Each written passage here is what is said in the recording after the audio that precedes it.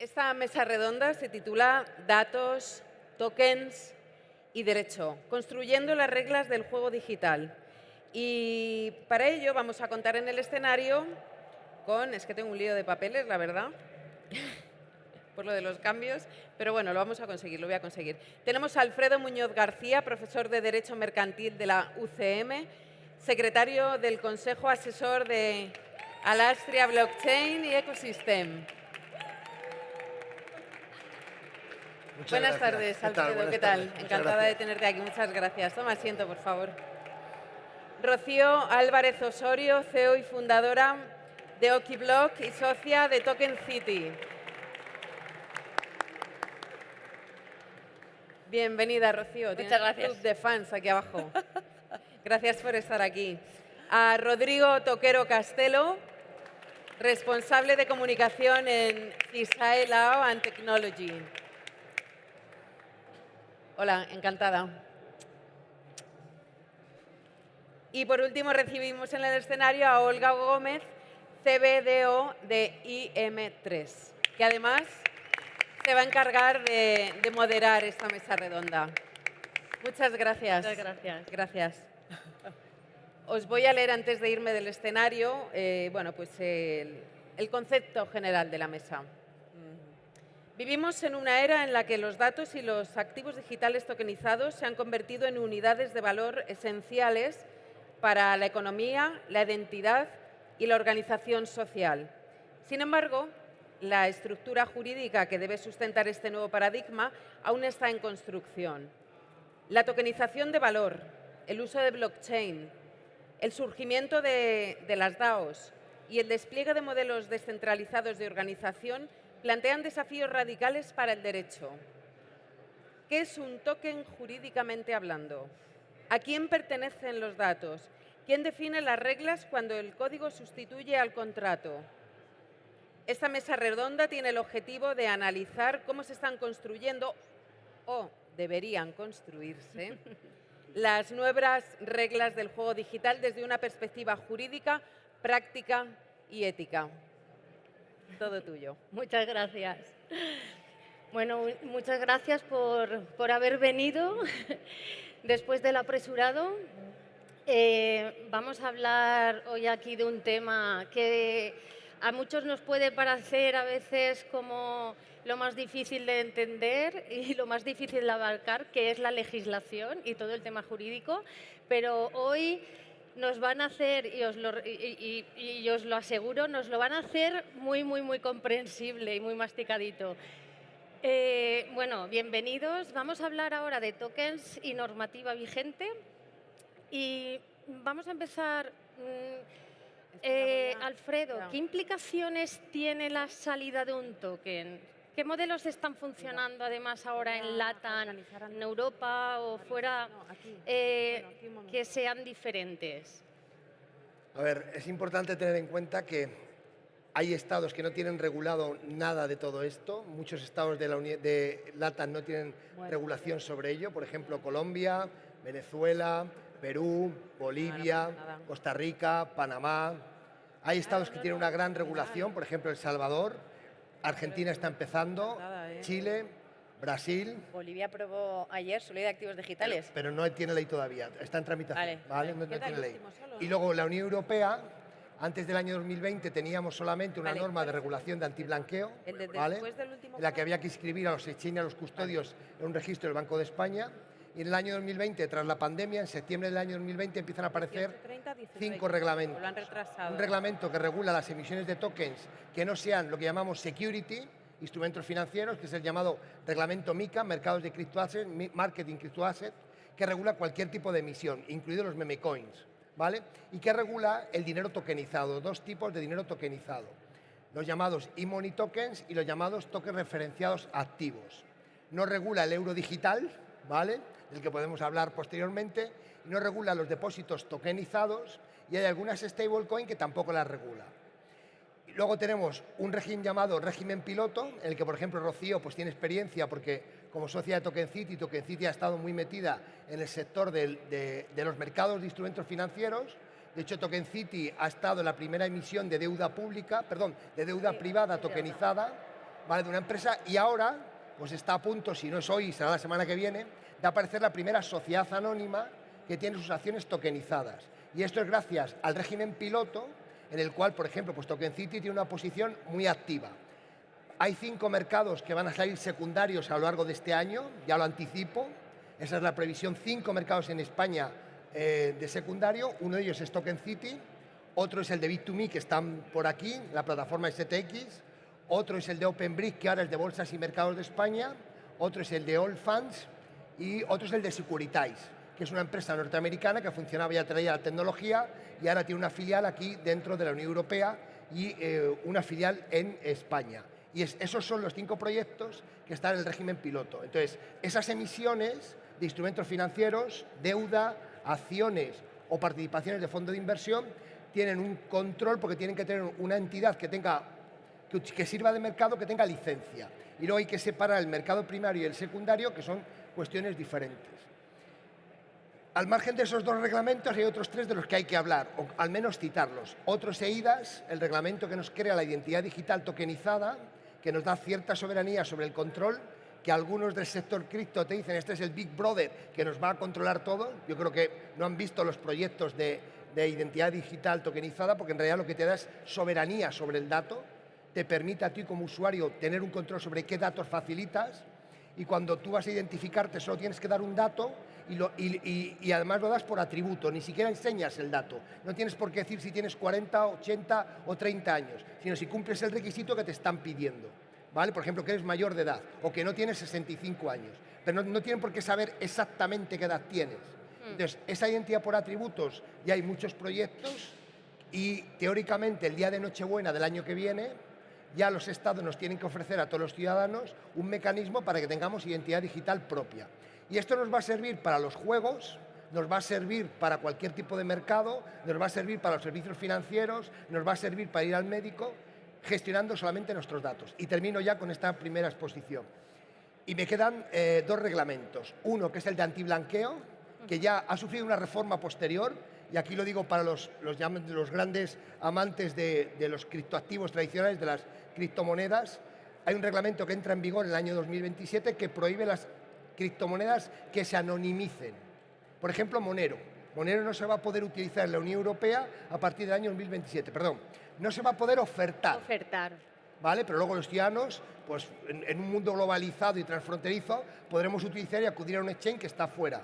Y, por supuesto, siempre podemos hacer transacciones peer-to-peer. Las transacciones peer-to-peer no están reguladas, ¿vale? Entonces, el reglamento de antiblanqueo, que tiene una segunda reforma, pues regula un poco lo que llamamos la travel rule, la regla de viaje.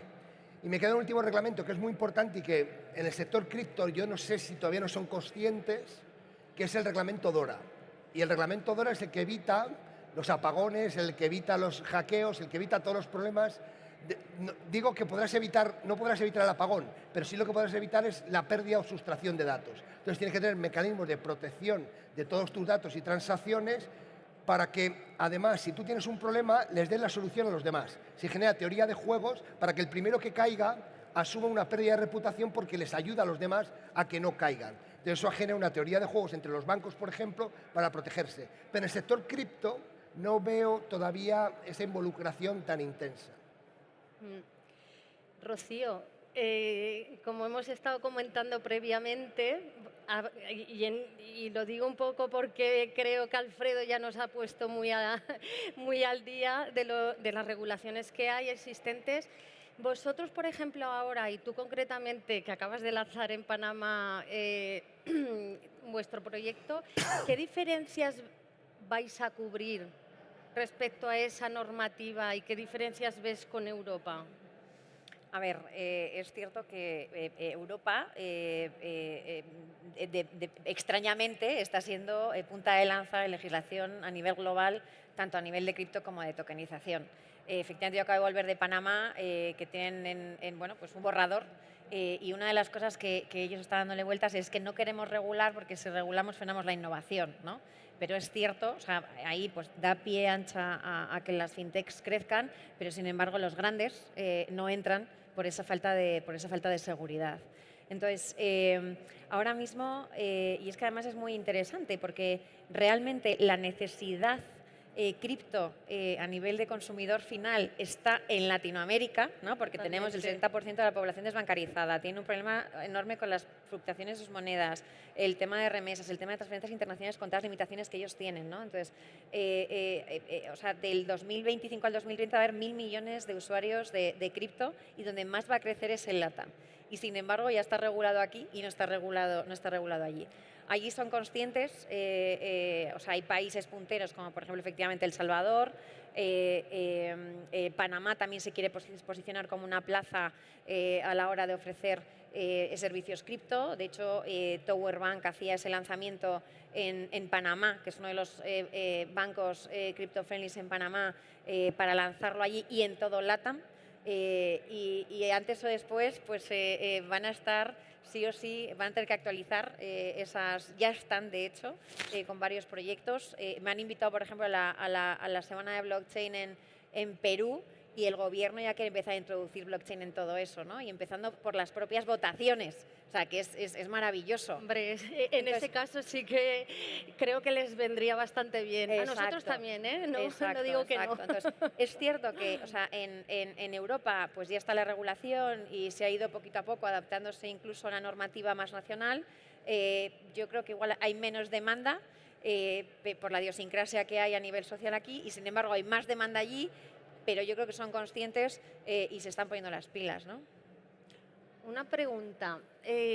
Por ejemplo, en el caso de Estados Unidos, ¿cómo veis esa normativa y esa regularización? Porque además, de hecho, a la hora de lo que estaba comentando también Alfredo, me vengo un poco al hilo de los securities, los utilities. También hay mucha gente que ahora está haciendo sus propias empresas en vez de aquí, porque aquí sí que somos muy estrictos, ¿no? Con toda la ley MiCA.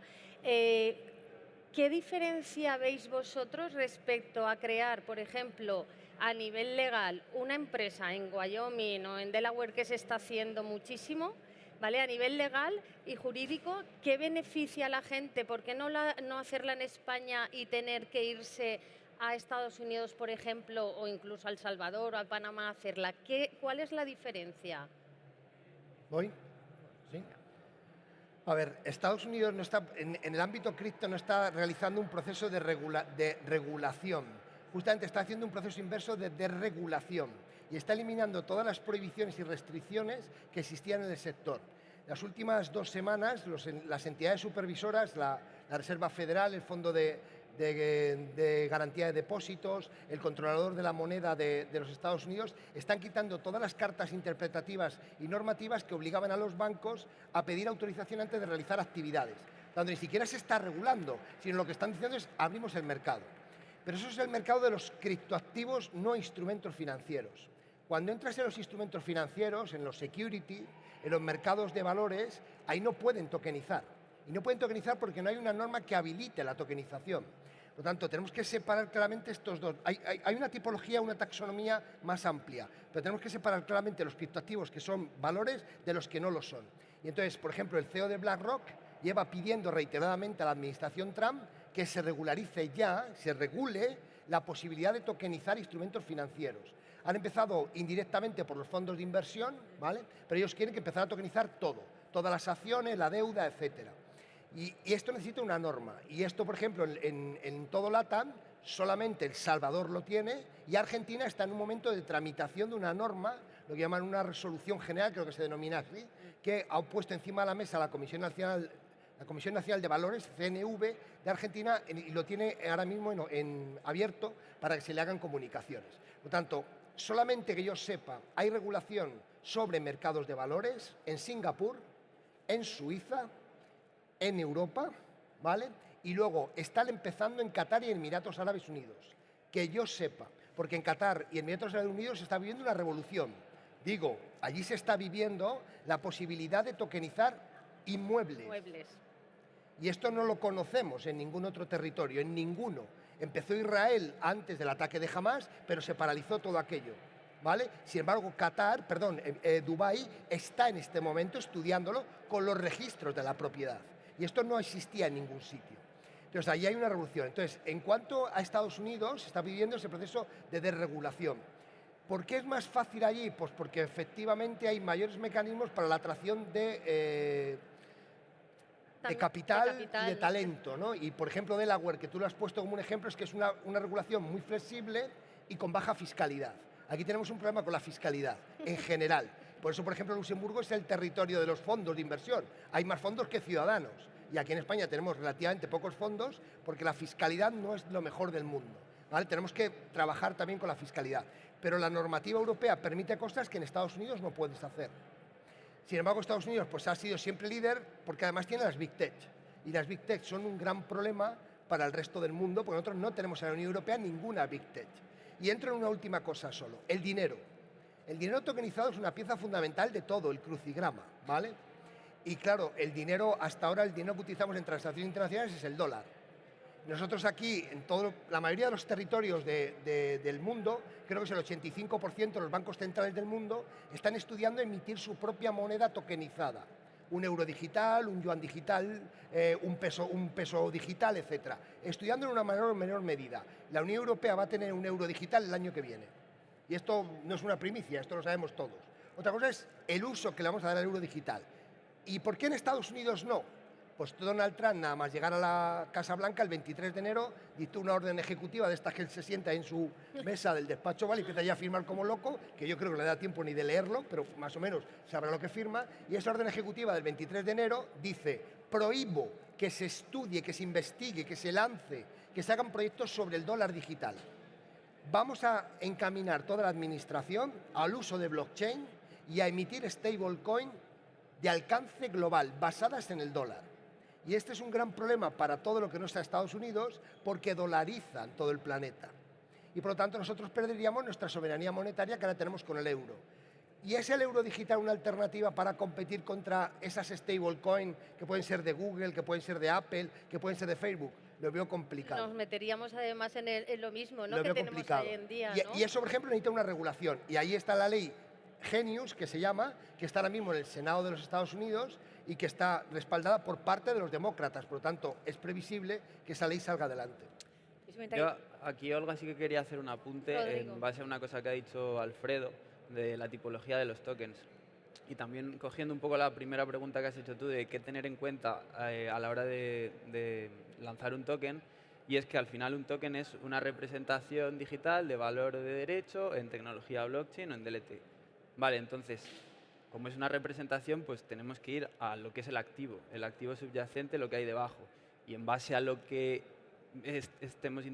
tratemos de tokenizar cuál sea el activo, configuramos todo alrededor.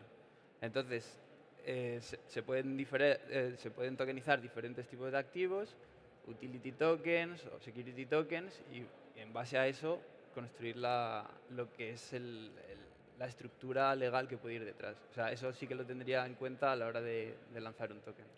Nosotros ahí tenemos muchos clientes latinos que ellos no tienen efectivamente regulación local para emitir, poder financiarse con acciones o con deudas tokenizadas, ¿no? Emitir bonos tokenizados o emitir acciones tokenizadas. Y se viene a Europa a hacerlo, ¿vale? O sea, es decir, nosotros desde finales del año pasado, pues ya por fin tenemos ese engranaje dentro de todo el proceso que nos impuso la nueva regulación a la hora de hacer una emisión, que era la famosa ERIR, ya la tenemos encima de la mesa.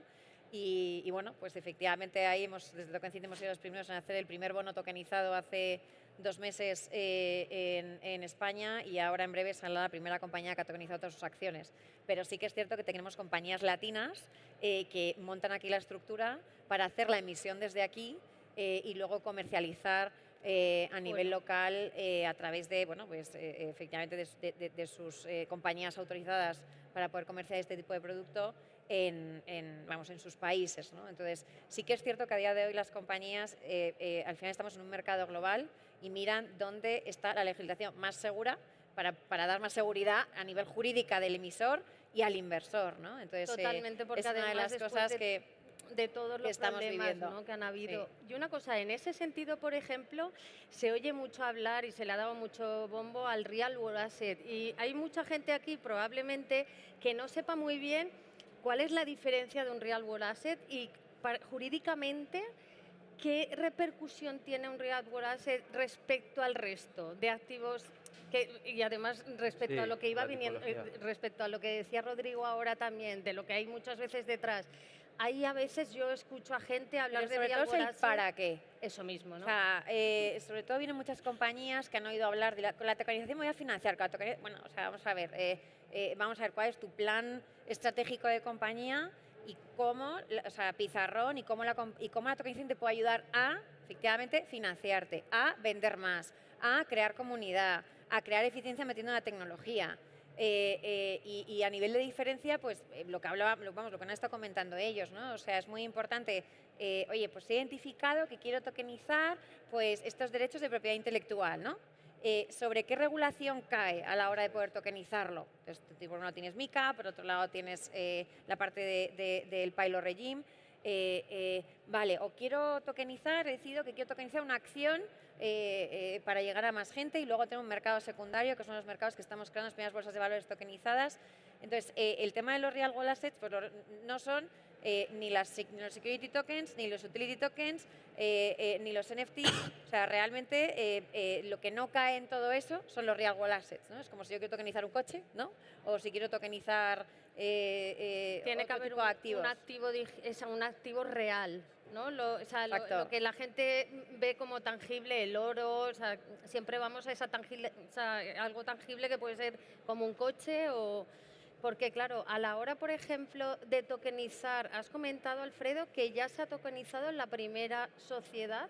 Sí. Es decir, también hay mucha gente que creo que de alguna forma están equivocados porque piensan que hoy en día se están tokenizando las corporaciones. O sea, que a modo de las acciones, como si fueran tokenizadas y que se pueden distribuir. Pero eso jurídicamente... Es que las acciones no es que sean tokenizadas, es que una reforma a la Ley de Mercado de Valores hace 2 años en la cual una acción ya nace, o sea, de manera originaria, se representa en título valor, acción en cuenta y en tecnología DLT.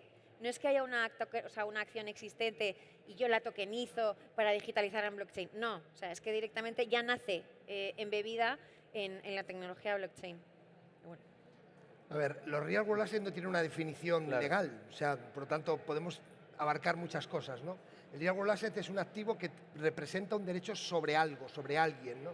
Por ejemplo, Bitcoin no es un real world asset, es un activo que nace nativo en una red, pero tú no tienes un derecho contra nadie. Es un activo de inversión que se puede ser utilizado como instrumento de pago, pero no te configura una posición jurídica activa frente a otro que te deba algo, ¿no? El real world asset es un activo que te otorga eso, que representa un activo físico extra off-chain. Pues un real world asset es un piso, es una silla, es una máquina, pero pudiera ser un instrumento financiero también. Lo que ha dicho Rocío es muy cierto. Los instrumentos financieros pueden estar fuera y tú los representas dentro de una blockchain, o en el caso de español o alemán, por ejemplo, son activos que ya nacen, son nativos de la propia red, por lo tanto no están fuera y tú los representas dentro. La legislación argentina, que está proponiendo tokenizar los instrumentos financieros, está hablando de tener el instrumento fuera y representarlo dentro. Y esto es un problema porque tienes dos cosas diferentes. Claro. ¿Vale? No, de alguna manera nosotros entonces lo tenemos mejor. Nosotros lo tenemos claramente mejor. Ahora ya. Yo no creo que podamos... algo bien. O sea, no creo que se pueda mejorar el régimen de la Ley de Mercado de Valores del año 2023. Lo que podemos hacer es hacerlo más eficaz, más eficiente, más simplificado, pero el régimen jurídico de protección es absoluto. Es decir, la protección que tiene alguien que compra en un DLT, un instrumento financiero, es la misma protección que tiene un registro de la propiedad aquí en España de un inmueble. Es la misma. Si tú compras de buena fe de quien aparece en el registro DLT, te conviertes en propietario sí o sí, porque lo dice la ley. Lo que llamamos los juristas erga omnes. Es una protección erga omnes frente a todos. Y además da igual si el otro lo ha robado o no. Lo importante es que tú no lo sepas. Tú estás protegido, ¿vale? Entonces, esto es muy importante porque la protección es absoluta. De hecho, por ejemplo, si tú compras un Bitcoin, puede que no seas propietario del Bitcoin. Porque puede que quien te lo venda no sea el propietario. Y no tenemos una norma que proteja eso. Y estamos interpretando cuándo te conviertes en propietario de un Bitcoin cuando compras, y tenemos que estar aplicando el Código Civil de 1889 y el Código de Comercio de 1885. Como verán ustedes, hay una diferencia temporal de 140 años. ¿Vale? ¿Por qué? Porque no tenemos una norma sobre eso, pero sí la tenemos sobre instrumentos financieros. Entonces, el real world asset, lo importante es qué estás adquiriendo y de quién. Por ejemplo, podemos tokenizar acciones, podemos tokenizar participaciones de una limitada. En España la mayoría de las sociedades, el 95% de las sociedades son limitadas. Podemos tokenizarlas, pero no produce efectos. ¿Por qué? Porque la ley te pide para transmitir una participación social que te vayas a un notario. Por tanto, si no pasas por el notario, no legitimas al que compra la participación social. Entonces, puede ser propietario, pero no puede ir a la sociedad a pedir sus derechos. ¿Podemos comprar un inmueble? Sí. ¿Y adquieres la propiedad? Sí. Pero el derecho del inmueble sigue en el registro. Claro. Por lo tanto, para subir al registro te dicen pase por el notario y luego viene aquí a que yo se lo inscriba. Entonces tú puedes ser propietario de un inmueble como cuando firmas un contrato de compraventa, ¿vale? Pero no está en el registro. Por lo tanto, si el del registro lo vende después, te has quedado sin inmueble. Entonces hay que saber qué se puede tokenizar y con qué efectos. Y ahora mismo el mercado de instrumentos financieros tiene unos efectos plenos. Y eso es un real world asset nativo, ¿vale? Porque representa una posición frente a la sociedad emisora, de deuda, de accionista, de lo que sea, que nace dentro de la red y que se corresponde con un activo de la economía real. Vale.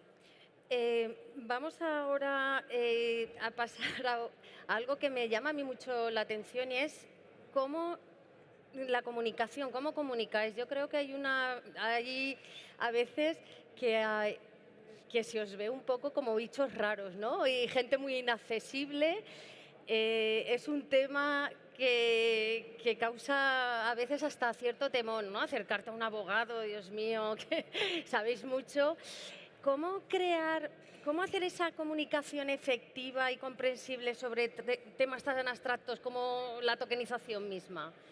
¿Cómo lo hacéis? Por ejemplo, Rodrigo tiene un canal de más de 60.000 seguidores en TikTok y es dirigido, bueno, cuéntanoslo tú, Rodrigo. Nosotros, yo en el canal y también en CISAE, que llevo la parte un poco de comunicación y tal, lo que intentamos es todas estas cosas tan abstractas y que se mezclan tanto con normativa, tecnología, bajarlo a ejemplos reales, a casos reales, que la gente pueda comprender y ver de manera tangible. Eso lo intento hacer por el lado del canal y por el lado de CISAE. Representarlo con cosas que todo el mundo pueda ver y luego pues intentar utilizar canales que sean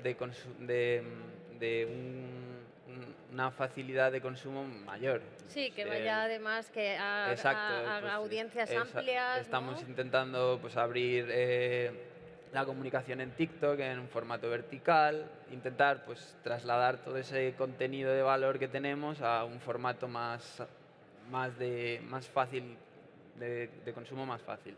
Sí, incluso muchas veces me imagino también para la gente, por ejemplo, en el caso de Alfredo, ¿no? Pues que es profesor, además, que al parecer es un profesor muy serio, que todos los días evalúa a sus alumnos, tiene muchísima fama, yo lo sigo muchísimo.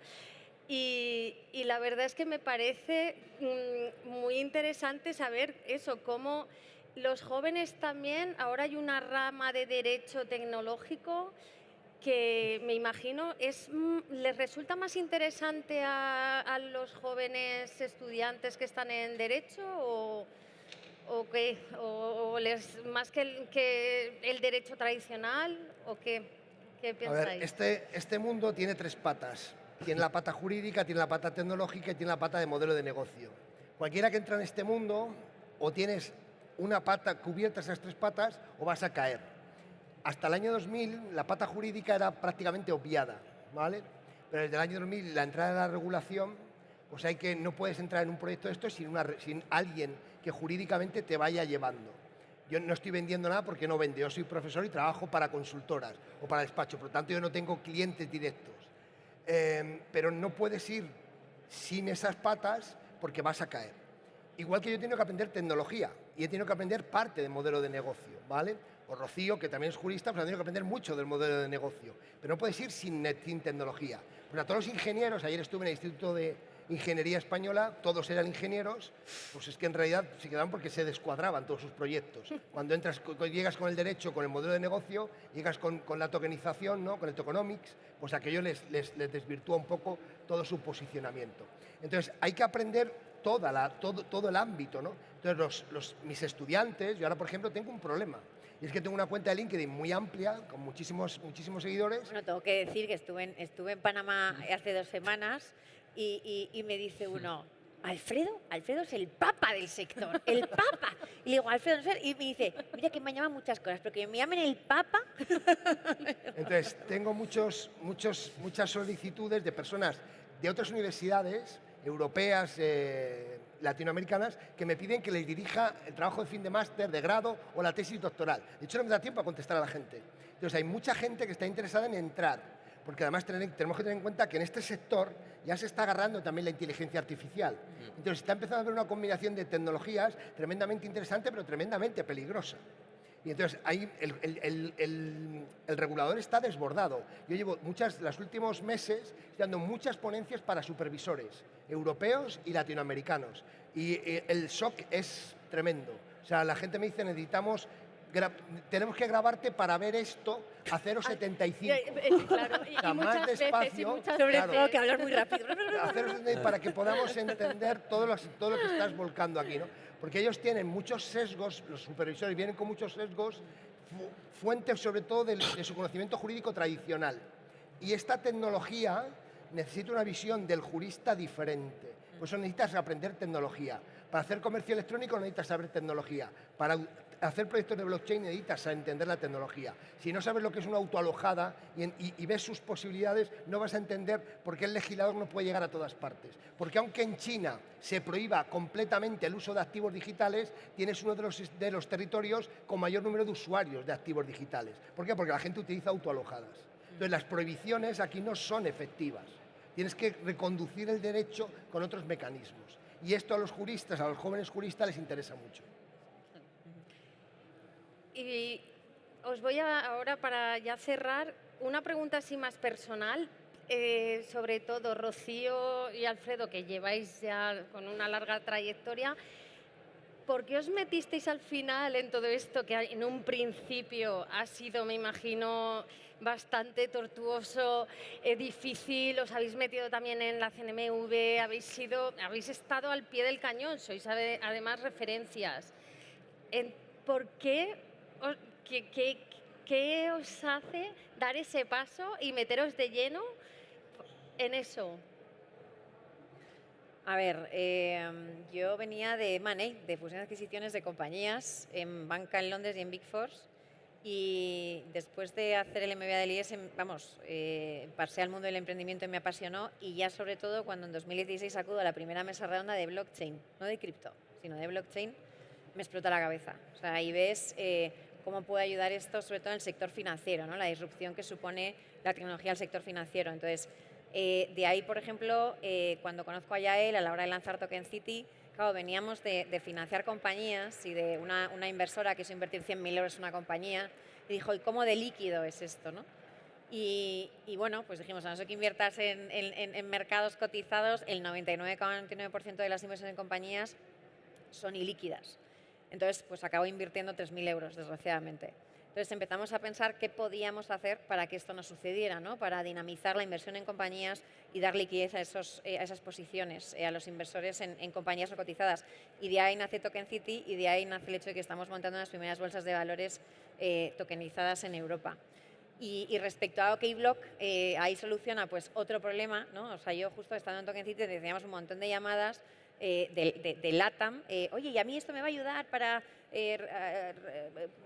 activo refugio de valor o para poder transaccionar? Le digo, no, esto no tiene nada que ver con la tokenización, ¿no? Entonces, tú te das cuenta que en Latinoamérica pues tienes un 70% de gente desbancarizada con todos los problemas que hay, etcétera, etcétera, y luego ves que el 48% de los bancos no están digitalizados y del 52% que están digitalizados, solo el 1% es crypto-friendly. Entonces, y están naciendo bancos como en Panamá, que ya están dando soluciones en este aspecto y se van a expandir por Latinoamérica, y luego, por otro lado, todas las fintechs que están empezando a coger ese mercado, ¿no? Entonces, yo creo que hay una oportunidad brutal en este aspecto, ya no de Token, sino aparte de... Ellos utilizan sobre todo Bitcoin como activo refugio y USDT para poder hacer esas transacciones, ¿no? Entonces, por eso nace OKBlock y por eso lanzamos OKBlock en Panamá la semana pasada, que fue una locura y vamos...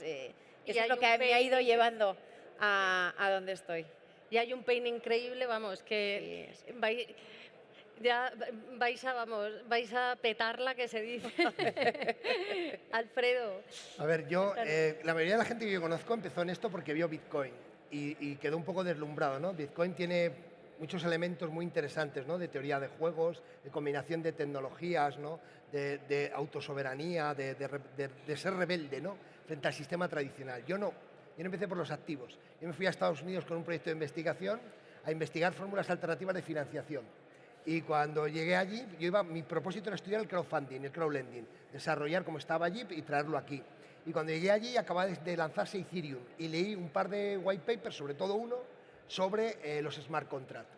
Y yo como jurista quedé absolutamente noqueado, porque para mí era sustituir el proceso, pegarle una patada al proceso y asegurar las prestaciones, ¿no? Y entonces a partir de los smart contracts empecé a estudiar los activos digitales, estudié blockchain, la tecnología de soporte de Bitcoin y quedé deslumbrado. Y dije, realmente esto cambia la sociedad, cambia el mundo, ¿no? Nos hace más eficientes a todos.